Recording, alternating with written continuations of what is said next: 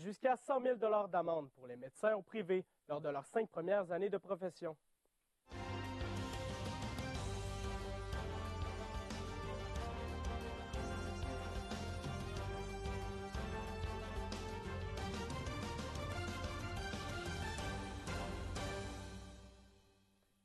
Bonsoir à toutes et à tous et bienvenue au téléjournal de la Pige en direct. La ville de Saguenay a présenté hier son budget pour l'année 2025 d'un total de 475 millions de dollars et se démarque notamment par une faible augmentation du taux de taxation municipale à 1,97 %. Thierry Simard, il y a des réactions mitigées face au budget. Oui, en effet, on va noter plusieurs réactions mitigées face au budget présenté par la ville de Saguenay en 2025. Des réactions qui viennent principalement de l'opposition à la mairesse Julie Dufour. Si on regarde, par exemple, du côté de l'équipe du Renouveau démocratique, un des seuls partis représentés justement à la ville, on décrit notamment un manque de transparence dans le dernier budget et on accuse la ville de jouer avec les chiffres. La chef de l'ERD, justement, Christine Basque, va expliquer, selon elle, la hausse est beaucoup plus élevée qu'annoncée et la ville joue avec les chiffres en excluant l'augmentation dans les services publics. Et également, plus tard, on va accuser le budget d'être avant tout électoral, donc à inciter les gens de voter en n'augmentant pas tant que ça le taux des taxes. Et Thierry, à combien s'estime cette hausse du paiement des citoyens? Eh bien, la hausse, toujours selon la chef de l'ERD, Christine Basque, se situerait plutôt vers le 6,6 %, donc quand même une bonne augmentation. Du côté également, on est allé voir du côté des candidats aux prochaines élections, puis justement, Jacques Pelletier, lui, va critiquer le système de tarification des systèmes de base de la ville, comme par exemple qui font payer, qui augmentent au fur et à mesure le prix à payer pour la maison. On peut l'écouter à ce sujet. Tout d'abord, le pire, c'est antisocial. Dans le sens qu'à ce moment-là, une maison de 200 000 va payer quand même 83 piastres additionnels, puis la maison de 600 000, ça va être aussi 83 piastres. Donc, c'est absolument impensable d'avoir mis en place un système antisocial comme ça au niveau de la taxation. Et Thierry, donc, la dette de la ville est assez élevée? Oui, effectivement. En effet, au moment où on se parle, la dette de la ville de Saguenay s'élève à 500 millions de dollars, ce qui est quand même assez incroyable. Même si la ville possède une réserve de 21,7 millions de dollars, c'est vraiment pas assez du tout. Toutefois, selon le conseiller Michel Potvin, la dette est contrôlée grâce aux nombreux revenus qui rentrent dans la ville. On peut l'écouter à ce sujet. On indique on voit les tarifs aussi qui ont augmenté, les égouts, etc. On est quand même sur une hausse de 4 % des revenus. Plus, il y a eu des transferts importants au niveau du gouvernement de 10 millions.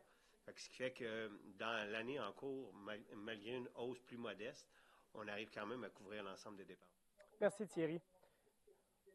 Les médecins formés au Québec auront l'obligation de pratiquer dans les réseaux publics pour les 5 premières années de leur carrière. Le projet de loi 83 a été déposé hier après-midi par le gouvernement Legault. Les amendes élevées vont varier entre 20 000 et 100 000 $ par jour lorsque le médecin pratiquera au privé. Le ministre de la Santé, Christian Dubé, espère freiner l'exode en croissance des médecins au privé, qui a augmenté de 70 % depuis 2020, selon le ministère de la Santé et des Services sociaux. Plusieurs femmes migrantes n'ont pas accès à l'assurance maladie pour les soins périnataux. Le Parti libéral et Québec solidaire mettent de la pression sur le gouvernement afin d'octroyer aux femmes l'accès à ce régime. Le projet de loi 894 vise à étendre l'admissibilité à différents soins a été adopté en Chambre aujourd'hui. Notre journaliste Anissa Leduc a recueilli plus d'informations. Anissa, quel est l'objectif de ce projet de loi? Le but était de rendre accessible à toutes les femmes vivant au Québec l'accessibilité au régime d'assurance maladie, mais aussi au régime d'assurance générale d'assurance médicaments. Et tout ça pour une période de 2 ans suivant la fin de la grossesse. Et dans le cas d'un arrêt de grossesse, on parle d'une période d'au moins 12 semaines. En Chambre, aujourd'hui, le député de Saint-Henri-Sainte-Anne a présenté la situation d'Aïcha. On l'écoute.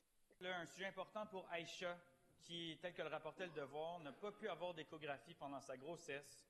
Elle s'est empêchée d'aller à l'hôpital lorsqu'elle vivait des douleurs importantes, puis elle avait peur de ne pas pouvoir recevoir la péridurale faute de moyens quand elle serait plus capable de supporter la douleur.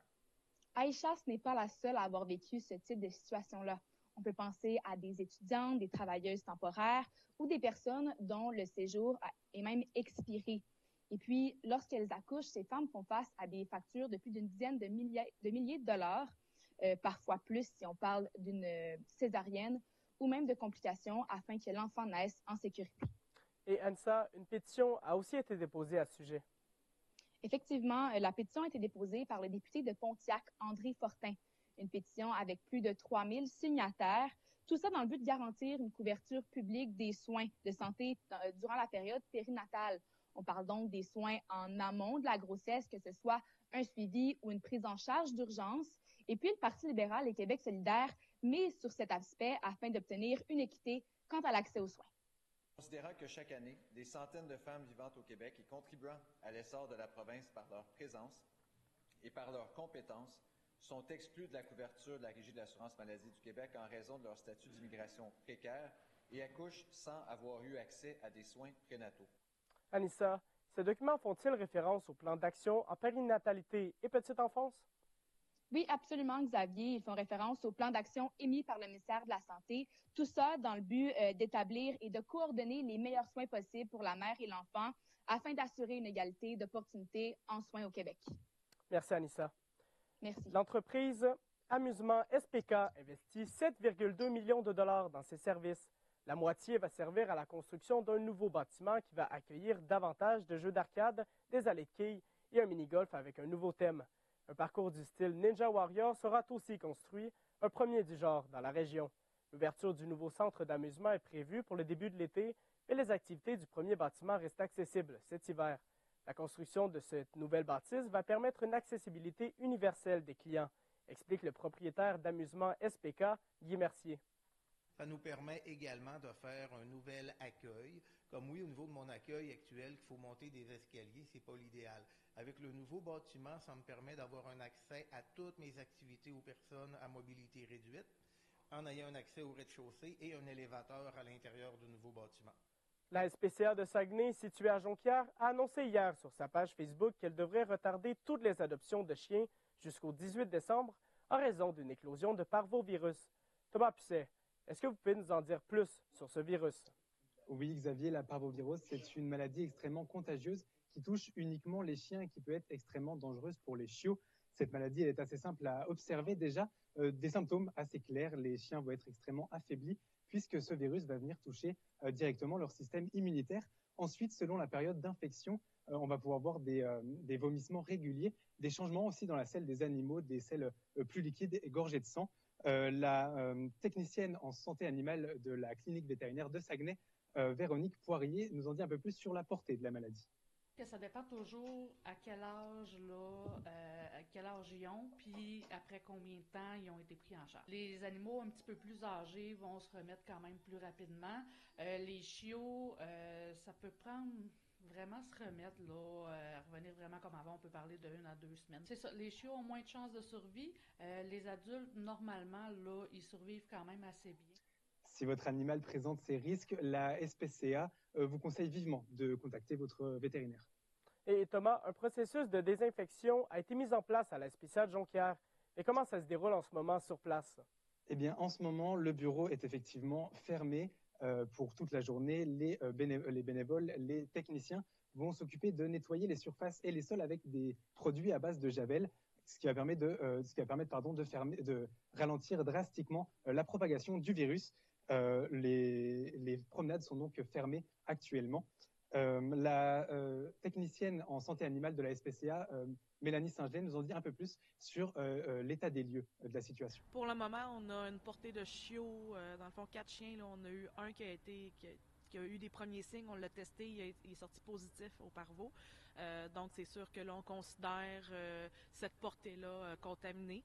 Mais on a certains chiens adultes là, qui ont commencé à avoir des signes. Là. Mais les chiots, on en a un qui est décédé. Les autres vont probablement... On suit de proche. On ne les laissera pas souffrir non plus, mais le pronostic n'est pas très bon. On ne sait pas précisément d'où vient la cause de ce virus, mais la technicienne pense qu'un chien errant est arrivé de l'extérieur et a ramené la maladie sur les lieux.